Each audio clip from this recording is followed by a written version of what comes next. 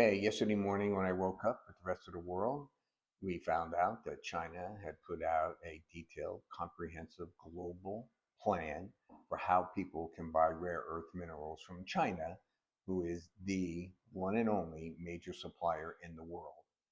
And people are already calling it the Sputnik moment for America when we find out that, wow, we don't hold all the cards as we've been told by the administration. And in fact, it's my observation that I was reading this at 6:30 in the morning, and by 11 or 12 o'clock, when Trump started sending out all the long tweets and accusing China taking on the world and doing all these bad things and everything, I believe that yesterday, Trump literally found out that we don't hold all the cards. He really did not realize it.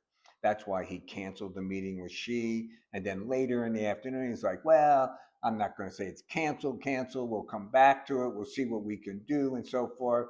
And if they don't change, we're going to put 100% tariffs on. Well, think about it this way.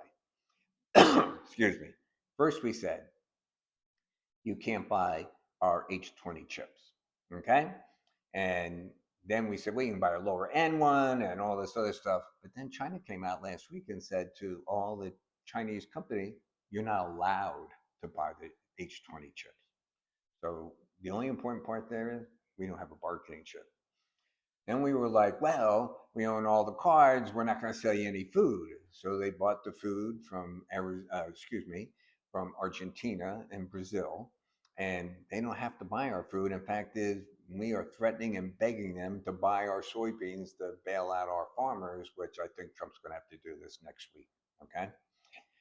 And so everything that we are negotiating cards are gone. Okay. And nothing that we have or offer, he's talking about airplane engines and software and all this other stuff, but it all pales to rare earth minerals. So this is a map of REE. And look, I'm reading all these people online saying we're going to solve this in 3 months. We need to do all this stuff. You know what? It's total misinformation.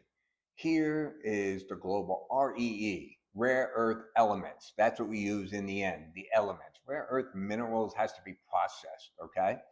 So you can go through this and see for yourself. All you need to know is that we use 95 million pounds a year of rare earth minerals, and we produce 2.9.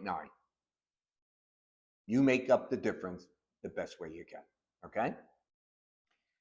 And so this is rare earth REE, rare earth elements. And again, look who owns everything here.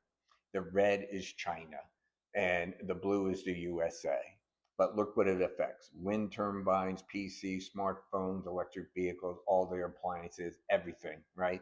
We cannot make any of these things without rare earth minerals.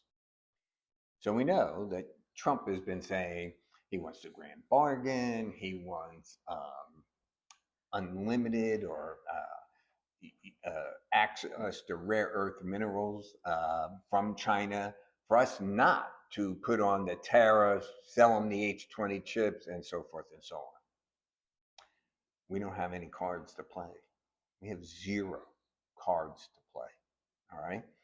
Now, does China at this time want to totally break apart? Do they want to have a managed one? Do they think we should work together and all this other stuff? We're going to find out here very fast. Okay. Now, yesterday morning, I read this, Alicia, and she put out what the companies have to do. And you have to remember something. These detailed instructions on how to access rare earth minerals is, I have to say, it's pretty humbling for an American to read through this. So I'm going to flash these up here. You have to read them yourself. This is for people who are in the supply chain or shipping product. Okay, not for the and think about it. This is all so that we can't ship it to a company who makes, I don't know, a microwave and then give it over to our defense industry. And every product that has more than 0.1% of rare earth elements from China, this is applicable. And you can see here, they say here it's a safeguard national security. and to cope with external pressure and to fulfill international obligations. And there's the key line here: approvals are by their law and on a case by case. So a country can't go, here, send us this much. They're like, no, we want case by case and we want it documented. By the way, here you can see in the last paragraph here, this is also if you run chain in India or Europe. I saw Leyland came out yesterday and said that Europe gets 98% of the rare earth minerals from China. 98%. So we're not going to steal them from them. They're trying to manufacture stuff themselves. And then they tell you how, if you run a supply chain or a company, the things that you should do today so that you can get rare earth minerals from them. And this woman says, look, I'm not talking politics here. This is for a tweet for people who ship product. So not only do we not get unfettered access to rare earth minerals, every single thing must be documented down to 0.1% of any product that uses rare earth elements. 0.1%. And you have to show chain of custody and that you're not sending it off to somebody else. It is global, and you saw the global numbers. All right, there's no quick way around this. And then China also announced that they blacklisted this major chip research firm, TechInsights, which operates in China and has been really giving us all our information. They said they gave information on Huawei. They shouldn't have. Now they banned them, so we can't do that. Why am I mentioning this? They've also banned every scientist in rare earth minerals, which are most of the world's scientists are in China. They're Chinese, for God's sake. They're one, they can't leave the country. Two, they can't talk to anybody on the phone. None of the machinery can be shipped out. None of the chemical, because this is a chemical wash system, and they're not going to allow any of that out. So if we're going to build our system outside of China, we're going to have to do it on our own. They're going to give us no help. Then a couple months ago, Trump said that any Chinese ship coming to an American port, they have to pay this fee. We did a big video on this. There's nobody in America who thought this was a good idea, except for Navarro and Lutnick, the two idiots. And so guess what? China also on Friday said, now starting October 14th, any American ship coming to a Chinese port has to pay a fee. But stupidity doesn't exist just in the executive branch. Yesterday, the Senate, and a bipartisan legislation requiring chip makers NVIDIA and AMD to prioritize American customers and small businesses over Chinese chip companies. And then there's a bunch of other restrictions in there. You couldn't have passed a more clueless law, I'm trying to think, in the history of the United States than what they passed yesterday. Absolute insanity. Okay? So here we are now. We don't have the rare earth minerals. And we have talked many times about the 5 factors.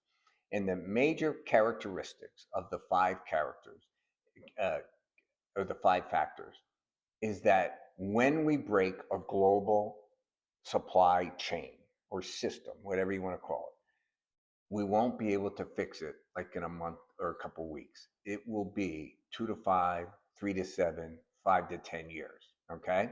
And we know that, well, it depends on who you read. It's going to be 5 to 10 years, 10 to 20, 15 to 20, and it's going to cost us from $600 billion to $2 trillion over that period of time. And the DOD, who did the study, says there is no assurance that we can get off the Chinese rare earth minerals even after 20 years and $2 trillion. Okay? That's where we're at. So here we are. What do? You're the president of the United States. Okay? So you're looking at maybe 10 or 15 years before this works out for you. So first thing is do you say, well, it's going to get worse before it gets better, so why don't we go to war now and see if we can get it? I don't know. I think bad choice. 2, do we just roll over and give them everything they want so they give us the rare earth minerals? Or do we cut a deal in between on some of this stuff? What do you think? What do we do? What do you think the president should do?